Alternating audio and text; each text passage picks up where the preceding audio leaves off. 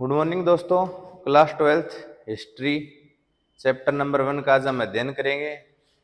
इस टॉपिक का हड़प्पा सभ्यता जो कि पहला अपना चैप्टर, उसका अध्ययन हम दो पर्पज से करेंगे। एक पहला 12th के मार्क्स के हिसाब से, 12th की स्टडी के हिसाब से, और दूसरा इसको हम देखेंगे सीयूईटी के एंगल से कि जो सीयूईटी में हिस्ट्री डोमेन का एग्जाम होता है उसके जो क्वेश्चन आते हैं, ऑप्शनल क्वेश्चन आते हैं, उसके बारे में भी आपको अच्छे तरीके से बताया जाएगा ताकि आप आगे सीयूईटी का एग्जाम दो और बढ़िया यूनिवर्सिटी में एडमिशन ले सके और 12th बोर्ड में अच्छे मार्क्स ला सके। तो जो हिस्ट्री का जो पहला चैप्टर है वो हड़प्पा सभ्यता के बारे में है।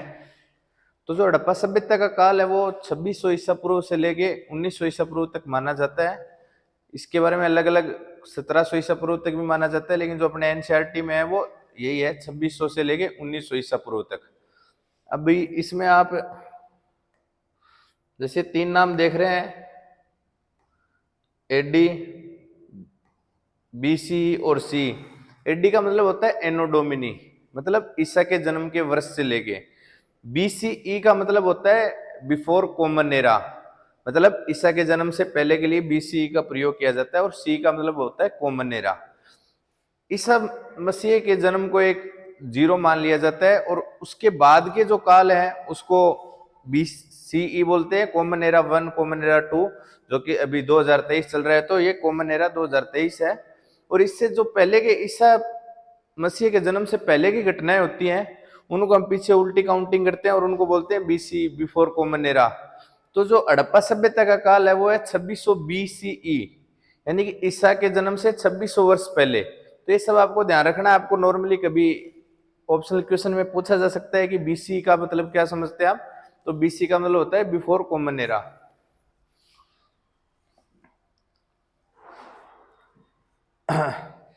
अब जब हम बात करते हैं हड़प्पा सभ्यता की, तो हम हड़प्पा सभ्यता के बारे में देखेंगे कि हड़प्पा सभ्यता की उत्पत्ति कैसे हुई, उसके बारे में चर्चा करेंगे। हड़प्पा सभ्यता के लोग थे, उनके जीवन निर्वहन के उनके क्या तरीके थे, उनकी अर्थव्यवस्था, उनकी रोजी रोटी क्या थी, इसके बारे में हम उनके समाज के बारे में अध्ययन करेंगे कि उनकी सामाजिक रीति रिवाज क्या थे। और उसके अलावा उस समय का व्यापार, उसके ऊपर हम चर्चा करेंगे। और अंत में हम देखेंगे कि हड़प्पा सभ्यता जो इतनी उन्नत सभ्यता थी उसका अंत किस प्रकार हुआ। तो हड़प्पा सभ्यता की उत्पत्ति के बारे में हम मान सकते हैं कि 2600 ईसा पूर्व जैसा कि इसकी उत्पत्ति का काल माना जाता है। तो 2600 ईसा पूर्व मतलब ये नहीं था कि अचानक से कहीं से प्रकट हुई।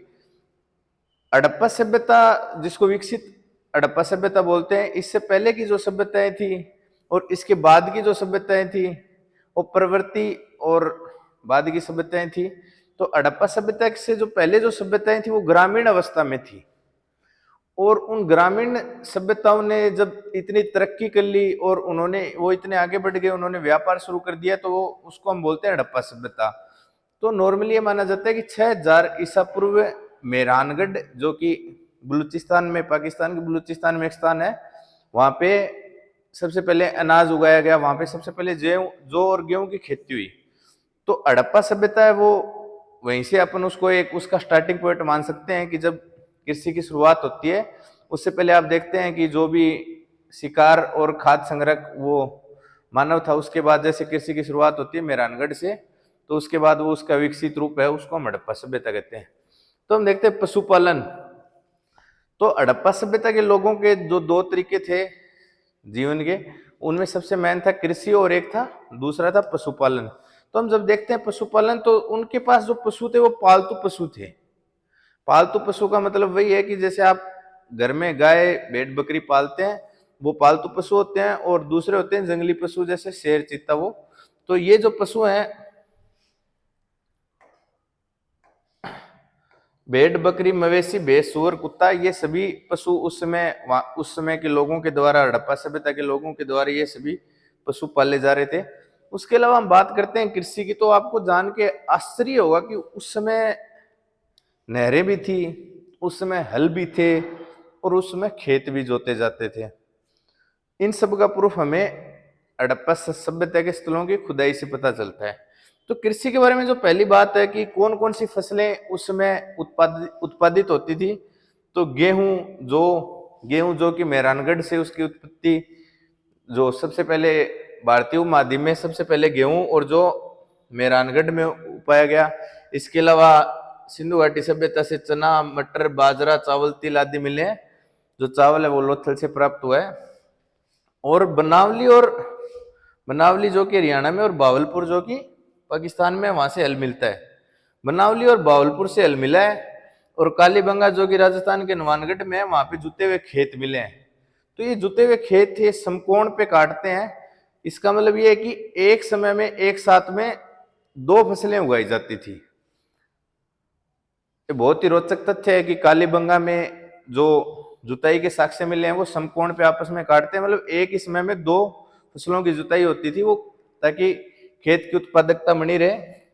इसके अलावा नहरों के निशान मिले हैं, मतलब जो अफगानिस्तान में शर्त हुई है वहां पे नहरों के प्रमाण मिले हैं। हो सकता है कि मोहनजोदड़ो और हड़प्पा और वहां पे भी नहरें हुई हो, लेकिन वो गाद के कारण, मिट्टी के कारण वो सब भर गई हो। तो आगे देखते हैं, धोलावीरा गुजरात में एक विशाल जलाशय प्राप्त हुआ है, जिसका संभवतः यूज धार्मिक रूप में और अर्थव्यवस्था के रूप में देखते हैं तो उसका उपयोग सिंचाई के लिए होता था। इसके बाद हम नेक्स्ट टॉपिक पे चलते हैं, शिल्प। शिल्प का मतलब होता है कि जैसे आप मन के शंख, मोर, बाट आदि का निर्माण करते हैं, उनको हम शिल्प बोल सकते हैं। किसी भी चीज का उत्पादन करना नॉर्मली हम उसको शिल्प बोलते हैं। अब इनके लिए जो कच्चा माल चाहिए था, जैसे जेस्पर, सेलखंडी, तांबा, सोना, कांसा आदि ये वस्तुएं चाहिए थी। तो ये वस्तुएं, इनमें से कुछ वस्तुएं तो ऐसी थी जो हड़प्पा सभ्यता के जो मेन एरिया था वहां पे मिलती थी, और बाकी कुछ चीजों का इनको व्यापार करना पड़ता था, इनको आयात करना पड़ता था। तो हम देखते हैं जैसे कि पत्थर जो है वो सुरतगुई अफगानिस्तान से आयात किया जाता था, टिन ईरान और अफगानिस्तान से आयात किया जाता था, और तांबा अपने राजस्थान से आयात किया जाता था, और सोना कर्नाटक से आयात किया जाता था। इसके बाद देखते हैं जो इसके उत्पादक के जो प्रमुख स्थल थे वो बालाकोट, धोलावीरा, चुंदड़ो, नागेश्वर आदि ये ऐसे स्थल थे जहां पे शिल्प उत्पादन कार्य मुख्यतः होता था। व्यापार के बारे में देखते हैं तो जो जैसे मैंने आपको बताया, तांबा दिलमुन जो कि ओमान का उस समय का नाम रहा था, वह राजस्थान से तांबा आयात किया जाता था। टिन ईरान व अफगान से आयात किया जाता था। सोना कर्नाटक से आयात किया जाता था। लाजवर्दमणि सोर्तुगई से, और सेलखंडी दक्षिणी राजस्थान और उत्तरी गुजरात से इनका आयात होता था। तो व्यापार किस तरीके से होता था ये हमने देखा कि व्यापार कहाँ से होता था। तो व्यापार के लिए जो मुख्यतः था तो उसमें हमारे पास कुछ बंदरगाह नगर थे, जैसे लोथल, जहाँ पे हमारे को जहाज के टेराकोटा मूर्तियां मिली हैं। तो हम ये मान सकते हैं कि वहाँ पे जहाज का उपयोग होता था, और इसी जहाज के द्वारा हम फारस की खाड़ी के साथ जो देश लगे हैं उनके साथ हम व्यापार करते थे। और उस समय मेसोपोटामिया के साथ भी हमारे व्यापार के हमारे पास उपयुक्त प्रमाण मिले हैं। इसके अलावा आप देख सकते हैं कि दिलमुन ओमान के साथ हमारा व्यापार होता था, ईरान और अफगानिस्तान के साथ भी हमारा व्यापार होता था। तो व्यापार उस समय उन्नत अवस्था में था। इसके बाद देखते हैं नियोजन। जैसे आज के समय में नियोजन शहरों को प्लांट सिटी की जैसे हम बात करते हैं कि कैसे प्लांट किया जाए एक शहर को ताकि वो आने वाले समय के लिए भी उपयोगी रह सके। तो अपने जैसे चंडीगढ़ को प्लांट सिटी बोलते हैं। तो आपको जान के आश्चर्य होगा कि ये जो सिंधु घाटी सभ्यता है लगभग 13 लाख वर्ग किलोमीटर के एरिया में फैली हुई है, और इस 13 लाख वर्ग किलोमीटर के एरिया में बहुत सारे शहर ऐसे हैं जिनका शहरी नियोजन लगभग एक जैसा है। मतलब आज से आप 5000 साल पहले की बात कर रहे हैं, आज जब आप देखते हैं कि 2 शहरों में कोई समानता ही नहीं है, 2 शहरों की प्लानिंग में कोई समानता ही नहीं है, लेकिन हड़प्पा सभ्यता के शहरों में जो शहर है वो उनका बेसिक जो है वो एक प्लांट तरीके से बनाया गया था। तो उस समय की जो व्यवस्था थी बहुत उपयुक्त थी। तो जो हड़प्पा सभ्यता के शहर है वो मुख्यतः 2 भागों में बटे हुए हैं, एक जिनको हम बोलते हैं दुर्ग, और दूसरा जिसको बोलते हैं निचला शहर।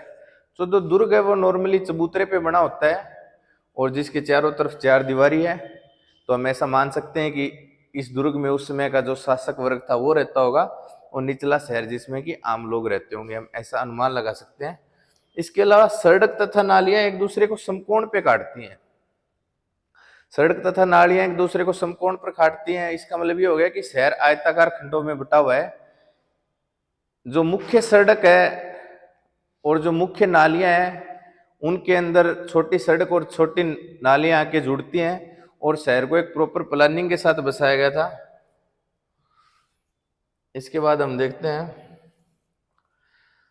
ये तो बात हो गई नगर नियोजन की कि सभी नगर, ज्यादातर नगर दो भागों में बटे हुए हैं। हालांकि कालीबंगा और धोलावीरा जैसे कुछ नगर भी हैं जो 3 भागों में बटे हुए हैं, लेकिन ज्यादातर नगर हैं जो मोहनजोदड़ो, हड़प्पा, जो भी नगर हैं वो 2 भागों में बटे हुए हैं, एक दुर्ग और एक निचला शहर। निचला शहर जो आम लोगों के लिए, दुर्ग जो उस समय के शासक लोग थे उनके लिए। लेकिन सिर्फ शहर ही नहीं प्लानिंग से बचाए हुए, शहरों में बने हुए घर भी बहुत प्लानिंग से बनाए गए। आज हम देखते हैं कि समाज और शहर बेतरतीब ढंग से बढ़ रहे हैं, लेकिन जब आप हड़प्पा सभ्यता से इस बारे में आप सीख सकते हो कि कैसे एक प्लांट सिटी बनाई जाती है, कैसे प्लांट घर बनाए जाते हैं और कैसे एक समरूपता लाई जा सकती है समाज में। तो गृह स्थापत्य की जो सबसे मुख्य बात है कि आज से 5000 साल पहले हड़प्पा सभ्यता में भी पक्की ईंटों का प्रयोग होता था, जो कि आग में भट्टी में जलाकर पकाई जाती थी और उनका अनुपात होता था 1:2:4। मतलब आपको जानकर आश्चर्य होगा कि पाकिस्तान में स्थित मोहनजोदड़ो और राजस्थान में स्थित कालीबंगा और गुजरात में स्थापित धोलावीरा में तीनों ही जगह पे ईंटों का जो अनुपात है वो सेम है, 1:2:4। बहुत आश्चर्य की बात है। और उस समय घरों में कुआं होता था और कुआं होता था वो गली की तरफ खुलता था, मतलब उससे आने जाने वाले राहगीर भी पानी पी सकते थे। तो लगभग हर घर में कुआं पाया गया है। और जो कमरे होते थे घर में, नॉर्मली 10 से 11 कमरे होते थे और वो एक बीच में आंगन होता था और उसके चारों तरफ कमरे बने होते थे और उस आंगन को आप बाहर से डायरेक्ट देख नहीं सकते हो। फिर कुछ घर 2 मंजिला भी थे, 2 मंजिला थे तो ये बात अनुमानित है कि इसमें कोई वो दो राय नहीं है कि अगर 2 मंजिला घर थे तो वहां पे सीढ़ियां भी पाई गई हैं। और जो सबसे मेन बात है, जो घर के खिड़की और दरवाजे हैं वो गलियों की तरफ नहीं खुलते हैं। जितनी भी खिड़कियां हैं घर में वो कभी भी गली की तरफ नहीं खुलती हैं। मतलब उस समय भी प्राइवेसी का कॉन्सेप्ट था, जैसे आज प्राइवेसी प्राइवेसी होती रहती है, उसमें भी प्राइवेसी का कॉन्सेप्ट था और खिड़कियां गली की तरफ नहीं खुलती हैं, वो घर के अंदर ही खुलती हैं। फिर बात करते हैं हम समाज की। समाज कैसा था? क्या समाज में एकरूपता थी? क्या समाज में भेदभाव था? तो समाज के बारे में अध्ययन करने का जो सबसे उपयुक्त तरीका जो आज अपनाया जाता है वो है कि शवदान, यानी जो कब्र होती हैं उसमें जो लोगों को दफनाया जाता था, तो जो शवदान होते हैं उनका अध्ययन किया जाता है। उनके अध्ययन से हमें जानकारी प्राप्त हो पाती है कि उस समय के समाज में एकता थी या उस समय के समाज में विषमता थी या उस समय के समाज की आर्थिक स्थिति कैसी थी। ये सब अपने को अध्ययन करने के लिए शवदान प्रथा का अध्ययन करना होता है। तो जब हम शवदान प्रथा का अध्ययन करते हैं तो हमें पता चलता है कि निश्चित ही उस समय के समाज में भिन्नता थी, क्योंकि कुछ शव हमें अब जो दफनाए गए उनके साथ हमें जो उस समय के जो बहुमूल्य चीजें थी वो उनके साथ दफनाए गए हैं, जैसे लाजवर्द मणि के मन के, या फिर आप मान सकते हो सोने के कुछ वस्तुएं, या फिर इसी टाइप की कुछ बहुमूल्य वस्तुएं उनके साथ दफनाई गई हैं। जबकि कुछ लोगों को नॉर्मली आम तरीके से दफनाया गया, कुछ लोगों को नीचे ईंटों से फर्श जिनके बाद में दफनाया गया, जिससे हमें पता चलता है कि उस समय के समाज में निश्चित रूप से भिन्नता थी। इसके अलावा रोपड़ में, पंजाब के रोपड़ में कब्र में इंसान के साथ कुत्ते को दफनाया गया है, तो हम ये मान सकते हैं कि कुत्ता उसी समय से मालिक के प्रति वफादार था और कुत्ता एक पालतू जानवर था, और ऐसा माना जाता है कि कुत्ता ही वो पहला जानवर था जिसको पालतू इंसान ने बनाया था। उसके अलावा समाज का पता, जैसे विलासिता की वस्तुएं मिलती हैं तो उससे हम ये अनुमान लगा सकते हैं कि उस समय का समाज था वो विकसित अवस्था में था, उसमें की जो अर्थव्यवस्था थी वो विकसित अवस्था में थी। इसके अलावा हमारे पास व्यापार के, शिल्प निर्माण के, विलासिताओं की वस्तुओं के भरपूर से उदाहरण मिले हैं, और जो भी खोज हुई उनमें ये सब चीजें बड़ी मात्रा में प्राप्त हुई हैं। तो उससे हम आइडिया लगा सकते हैं कि उस समय की जो अर्थव्यवस्था थी वो उन्नत दौर में थी।